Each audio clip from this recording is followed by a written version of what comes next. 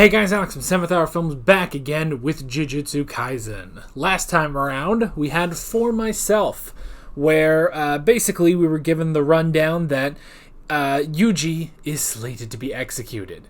However, we don't have to do it right away, because here's the thing. Yuji can control the pieces of Sukuna that are within him, and so the thought process is, well, let's have him eat all the pieces of Sukuna, then we kill him, thus killing Sukuna. So that is our new goal, to find the remaining 18 fingers of Ryomen Sukuna and eventually execute him along with Denji. So yeah. And at the end, Yuji was admitted into Jujutsu High along with his fellow first years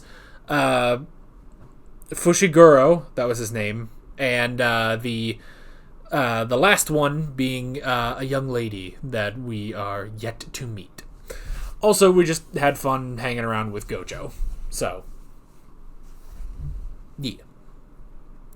But anyway, that was pretty much that. Like always, the reaction is down in the description and in the pinned comment for your viewing pleasure. So let's go ahead and jump right into this episode of Jujutsu Kaisen. Here we go.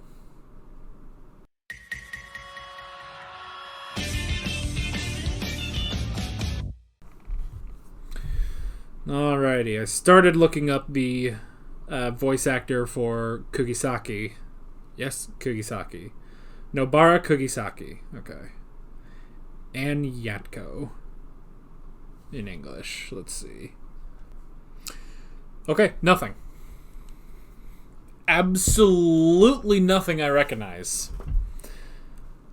Well, it happens sometimes. It's very rare, but sometimes that does happen. I just do not recognize her from anything, so... Oh well. That was interesting. That was an interesting introduction. Hopefully she doesn't die in the next episode. I don't know. I mean, obviously Yuji can't die. He's the main character. I can't imagine introducing Nobara and then killing her. That unfortunately that leaves Fushiguro as the one who would die, but I hope not. I like him. Oh boy. But yeah, that was interesting. I like the distinction of a Tokyo curse being on a different level. Not even necessarily stronger curses, but they're just more dastardly dangerous ones, you know? Like this curse was smart. It had a hostage, you know? And curses don't normally do that, so that was at least interesting. And yeah, we got interesting backstory on Nobara, that she's a countryside girl who basically just wanted to leave the countryside, and this was the best way to do it. I mean, there's always the character, I feel like, in shows like these where like the motives aren't the most noble things in the world. Like Chainsaw Man, you had Kobani. She was in it for money because it was the only job she could get, basically, to get money for her family. And then in something like My Hero Academia, Uraraka is kind of the same way. It's still, you know, kind of noble. At least it's her situation's at least better than Kobani's, but yeah, but this, she's kind of the same way. Like, there's not really a reason. Like, the reason she chose to be a Jujutsu sorcerer and go to Tokyo Jujutsu High is just because that was the only way of getting out of the countryside. There was nothing else, you know? I mean, nothing that cheap, basically, you know? Like, sure, you can go and live in Tokyo, but it is Tokyo. It's the biggest city on Earth. It's a little pricey to go live in Tokyo, you know? I at least understand that. It's a little pricey to go live in Tokyo. So, it's interesting, though, they also call Sendai countryside. Correct me if I'm wrong, but Sendai is a relatively large city. Obviously, I know it's not as large as Tokyo itself. But then again, nothing is as big as Tokyo, but it's interesting they specifically call Sendai countryside, you know? I guess it's like a very big, small town in a sense. I don't know. I know that Sendai is the basis of, like, Morio in JoJo Part 4, and that kind of has the small town vibes. But again, like, I think that's what it is. It's like, it's a very big, small town, basically, you know? So it's interesting that is kind of lumped in with countryside. I definitely don't think that Sendai is as countryside as wherever Nobara is from. So, but that was interesting. I like the whole backstory where it's like, oh, there was this girl who was from Tokyo who started living there, but then all the people were just terrible. It's like there wasn't anything like, and I was expecting the worst, you know, because especially with anime, I just, like, expect the worst when it comes to some backstories. But it's like, no, I mean, like, the bad thing was just the people all just judged her immediately, you know? They judged her for being from Tokyo, you know? And it just drove her away, and she eventually moved, you know? But, I mean, technically nothing bad happened to her, you know?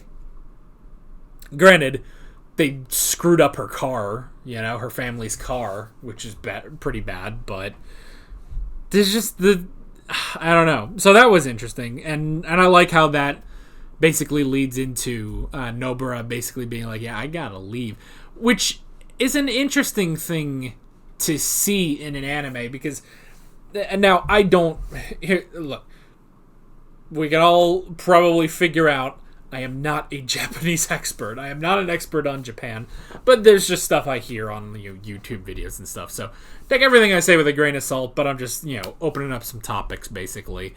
But isn't that part of an issue that Japan has, is that, you know, there's the declining population of Japan, and especially the declining countryside, because a lot of young people are leaving the countryside to go to Tokyo, Sendai, Osaka. Definitely, I'm pretty sure Sendai is up there too, but or Sapporo, or just a bigger city, you know. So it's interesting actually seeing that being portrayed in an anime, you know. But I like it. I like that. It's interesting. It's an interesting motivation for this character, you know. And her powers are interesting. She's got these strange nail powers, this nail curse, which is interesting. So yeah, that was good. I like that. I like her hammer. I like the voodoo doll that she uses. So yeah, all that stuff was interesting, and I like how I do like, you know, because she's such a back and forth in terms of her emotions. But I like the back and forth of, you know, ragging on Yuji whenever she can, but I like, you know, giving him credit. It's like, yeah, he was able to save the kid, and then she finished off the curse, you know, like, that was really, really good. I love, he just punches through the wall, and he's like, oh crap, I missed, and then he hits through there. That was really funny. So yeah, that was good. And I like, you know, them kind of being even. And they look like they're going to be... It's going to be a fun dynamic between them, you know?